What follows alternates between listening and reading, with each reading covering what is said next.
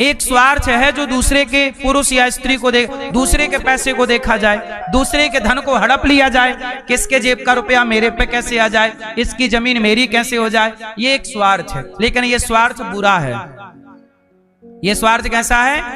बुरा है। लेकिन एक माँ बेटे के बीच में स्वार्थ होता है। माँ बच्चे को पैदा इसलिए करती है कि ये बुढ़ापे में मेरा सहारा बनेगा, तो माँ बच्चे को पैदा करते ही एक स्वार्थ वहां पैदा हो जाता है कि मेरा बुढ़ापे का सहारा। लेकिन ये स्वार्थ सही है, क्योंकि इसी स्वार्थ से संसार चलता है। यदि गाय का बच्चा पैदा हुआ और यदि गाय अपने बच्चे को चाटे ना, उसकी ममता ना जागे, स्वार्थ ना जागे, तो बच्चा मर जाएगा। वो दूध ना पिलाए तो मर जाएगा। इसलिए आपने देखा होगा स्त्री के जब बच्चा पैदा होता है ना, तो केवल बच्चा पैदा नहीं होता, स्त्री के अंदर से एक मोह भी पैदा हो जाता है, अपने बच्चे के प्रति अटैचमेंट पैदा होता, क्योंकि वो अटैचमेंट ना एक व्यवस्था में सहयोगी है। यदि वो अटैचमेंट ना हो तो कोई स्त्री अपने बच्चे को दूध ही नहीं पिलाएगी, गले नहीं लगाएगी। उसके मलमूत्र से आज यहां कोई बच्चा मलमूत्र कर ले तो आप नाक पकड़ के भागोगे, लेकिन आपके बच्चे का मलमूत्र होगा तो आप बड़ी श्रद्धा से साफ करोगे। वही मलमूत्र दूसरा करेगा तो आपको घृणा होगी, और वही मलमूत्र आपका बच्चा करेगा आपको घृणा नहीं होगी। क्योंकि ये अटैचमेंट इसलिए बनाया विधाता ने, क्योंकि इसके बिना सृष्टि चलती ना।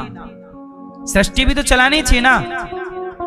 यदि स्त्री के अंदर ये मोह ना हो, अच्छा देखो पुरुष के अंदर ना इतना अटैचमेंट नहीं होता, इसलिए पुरुष ना बच्चे का मलमूत्र कम धोता है, उसे घिन आती है। लेकिन स्त्री, क्योंकि स्त्री के भीतर परमात्मा ने वो सॉफ्टवेयर डेवलप कर रखा है। स्त्री के अंदर मोह इसलिए देखा होगा, स्त्रियों के अंदर अटैचमेंट ज्यादा होता है, मोह ज्यादा होता है, स्त्रियां ज्यादा कनेक्ट रहती हैं संसार से।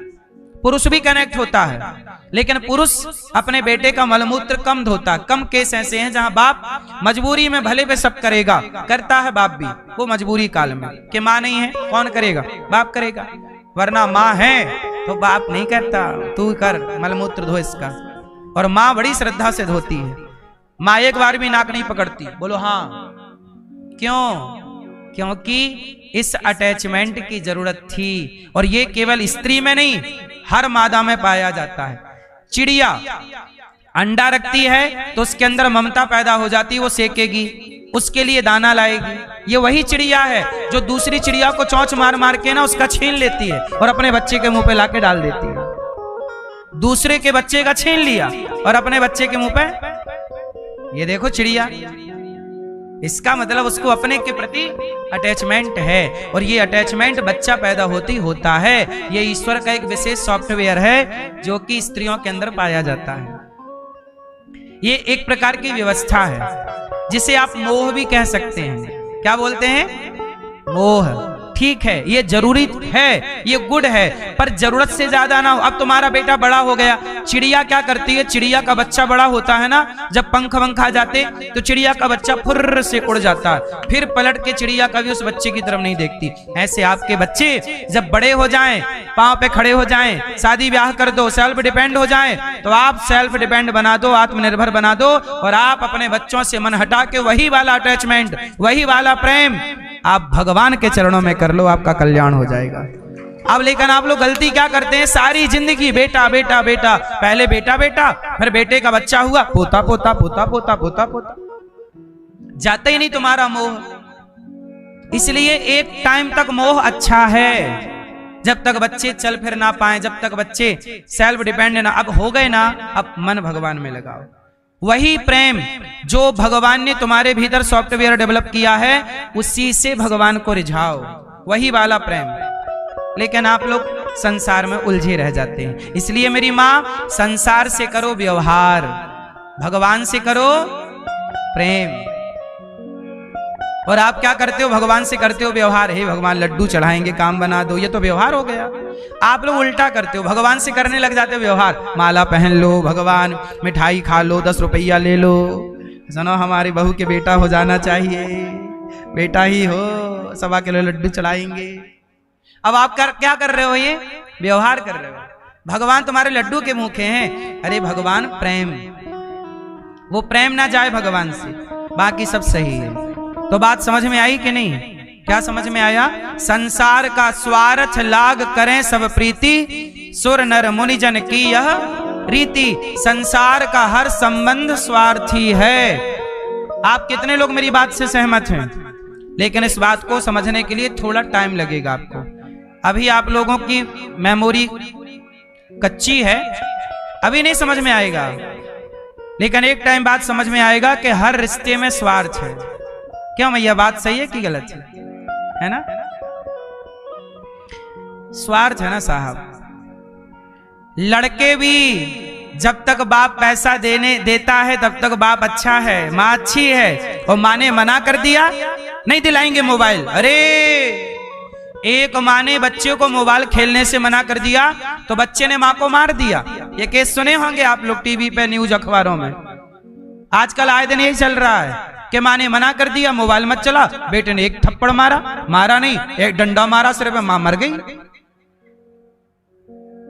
जब तक आप बेटों को देते रहो, बेटा देता रहो, बेटे को देते रहो, माँ अच्छी है, बाप अच्छा है, हाँ दे रहा है, और मना कर दिया।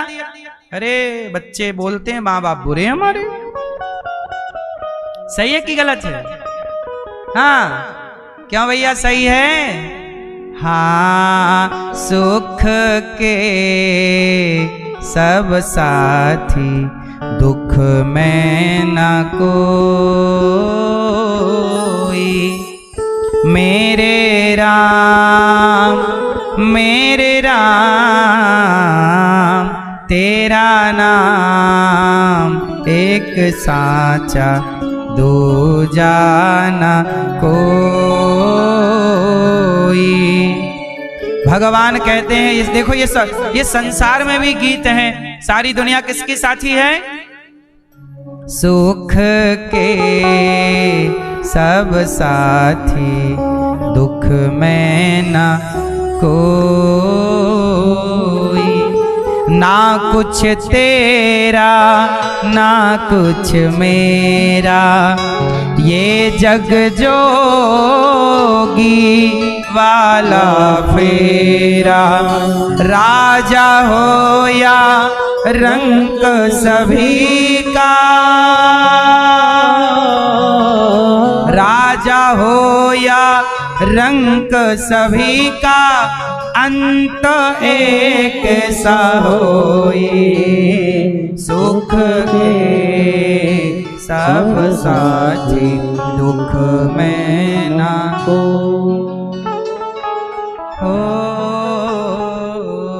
मेरे राम तेरा नाम एक साचा, दूजा न को।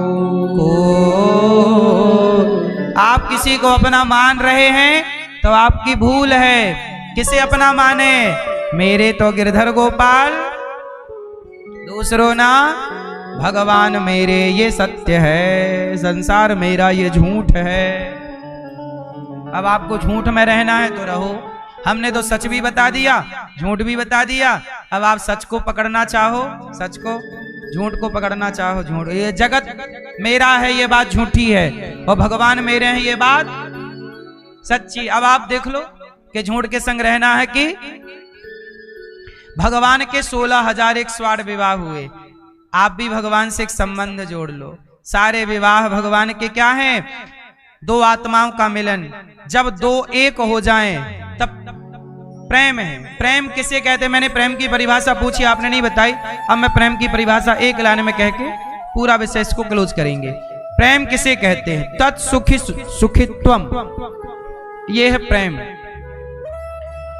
पत्नी कहती है मेरे हिसाब से चलो, पति कहता है मेरे हिसाब से चलो। पत्नी कहती है मेरे हिसाब से चलो, पति बोलता अच्छा चल, तू जैसे कहेगी मैं तेरे हिसाब से चलूंगा।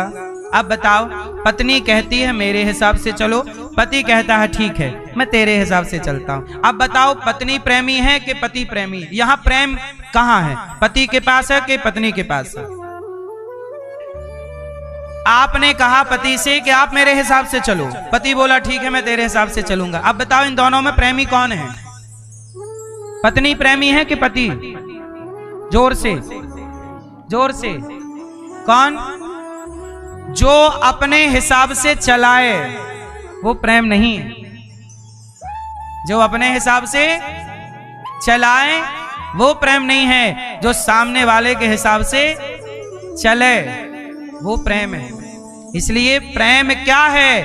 समर्पण का नाम ही प्रेम है। समर्पण का नाम ही प्रेम है। आत्मसमर्पण, हम आपके जैसे अब रखो आपकी मर्जी, फूलों में रख चाहे